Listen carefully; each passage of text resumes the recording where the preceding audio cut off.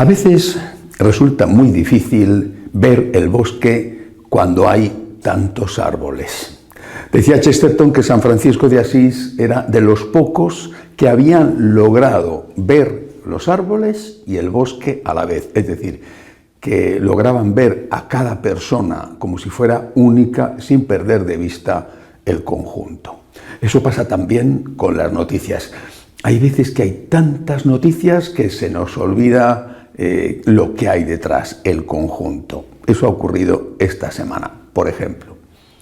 Bendición de una pareja, de la unión de una pareja de lesbianas en una iglesia en Austria con permiso del obispado, pero en el lado contrario, documento, carta durísima contra el Papa por más de un centenar de personalidades a cuenta de lo sucedido en el Sínodo de la Amazonía con lo de la dichosa Pachamama. Bueno, a la vez, de nuevo en el otro extremo, anuncio de un libro del periodista que ha sido entrevistado varias veces, que ha entrevistado varias veces al pontífice, Scalfari, y que dice que el Papa le ha contado cosas que son a cual más grave y más heréticas. Bueno, el Vaticano, por supuesto, por lo menos en algunas ocasiones ha intervenido negando todo ello, diciendo que es todo invención del periodista, pero ahora saca un libro que va a ser, se prevé que sea una auténtica bomba.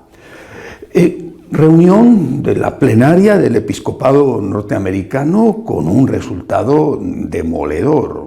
O sea, vamos, 143 contra 69 en una votación en la cual las figuras más representativas se emplearon a fondo a propósito de si el aborto tenía que ser preferente o no, luchar contra el aborto, preferente o no como objetivo de la Iglesia Católica en Estados Unidos, y además la elección de un obispo del Opus Dei, Monseñor Gómez, al frente del episcopado norteamericano. Vamos, una victoria conservadora aplastante, repito, 143 contra 69 en una votación sobre el aborto en la que se emplearon a fondo, tanto por un lado el cardenal Kupik y el obispo de San Antonio, como por otro lado, por ejemplo, Monseñor Chaput, el arzobispo de Filadelfia. Bueno, siguen los escándalos financieros y con filtración de noticias que son tremendas. Un libro que recoge más de 100 documentos.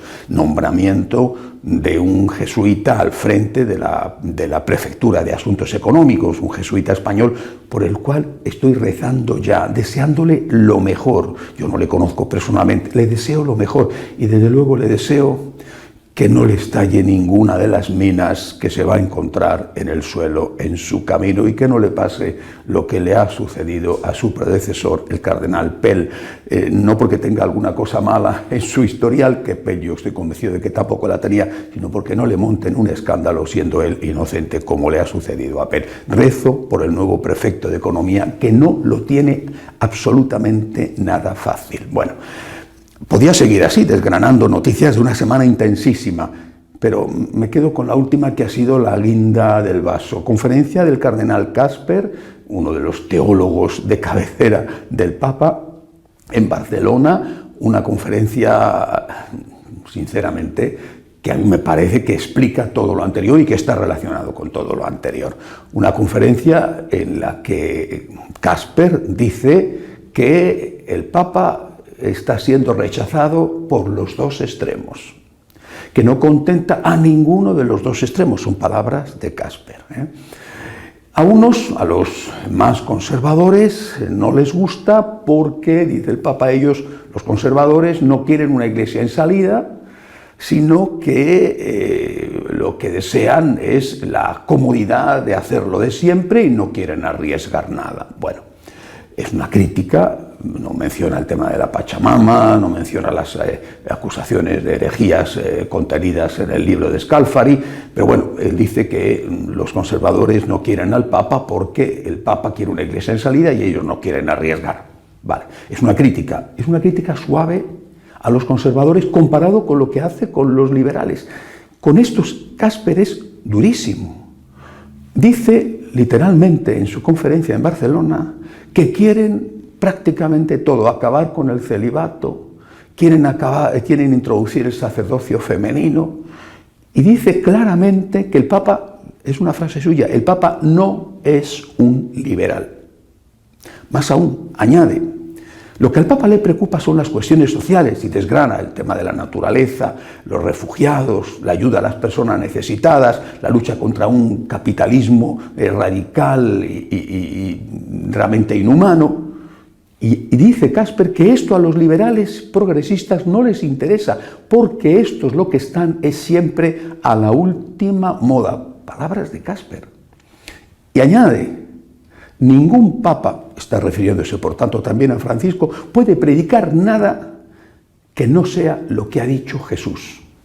Yo, por supuesto, estoy completamente de acuerdo en que ningún papa puede predicar nada que no sea lo que ha dicho Jesús. Para mi sorpresa, estoy completamente de acuerdo con todo esto que ha dicho Casper en su crítica a los liberales, pero es que Casper está criticando a los que supuestamente cualquiera hubiera dicho que eran los suyos. Bueno, ¿qué hay detrás de todo esto? Pues hay mucho miedo, mucho miedo. Mucho miedo a lo que vaya a pasar a partir del día 1 de diciembre, cuando empiece el sínodo alemán. Hay mucho miedo. Y hay mucho miedo porque el Papa, repito, lo dice Casper y estoy completamente de acuerdo, el Papa no es un revolucionario. El Papa tiene como objetivo entreabrir la puerta y después ver si se abre o se cierra. El Papa tiene como objetivo, y lo ha dicho él, poner en marcha procesos. El Papa tiene como objetivo dejar que ciertas cosas puedan ocurrir sin forzar si van a ocurrir o no van a ocurrir. Su frase es la de que el tiempo es superior al espacio. Él no se siente a sí mismo llamado a culminar procesos, sino a decir, bueno, que puedan empezar y después veremos lo que ocurre. Y esto, que molesta a los conservadores, porque es entreabrir la puerta, esto resulta claramente insuficiente para los progresistas, porque, repito, el miedo es que en Alemania no se entreabra un poquito la puerta, sino que se culmine lo que empezó en el sínodo de la Amazonía, la puerta se abra de par en par, incluso se derriben hasta los goznes de la puerta. Ese es el miedo. Por eso Casper, que fue, según dicen, el que ultimó la carta que envió el Vaticano a la Conferencia Episcopal Alemana advirtiendo de cosas que no se debían hacer en el sínodo alemán, Casper les dice, por ahí el Papa no va a pasar. El Papa no es un liberal. El Papa no puede predicar ni aprobar nada que no esté en el Evangelio, nada en contra de lo que haya dicho Jesús. El miedo es Alemania. Ahora bien, ¿no será que, es una interrogación, no será que toda esta filtración de documentos que muestran escándalos financieros del Vaticano y que tanto están erosionando el prestigio de la Iglesia, no será que toda esta filtración de documentos va dirigida contra el Papa, específicamente contra él, por parte de un sector, uno u otro, que está insatisfecho con él?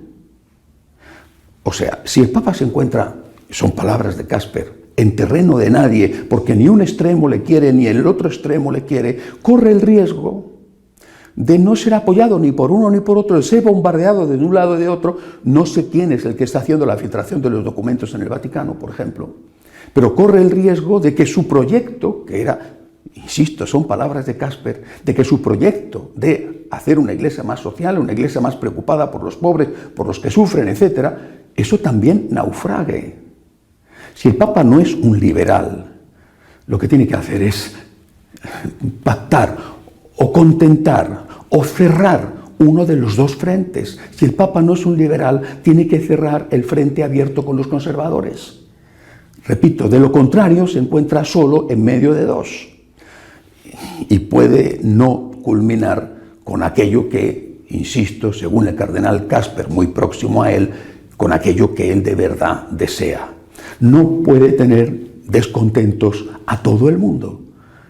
Que cierre el frente abierto con los conservadores si no es un liberal y si no está decidido a darles a los liberales lo que piden. Porque no se lo va a dar. Es que ya lo ha dicho claramente.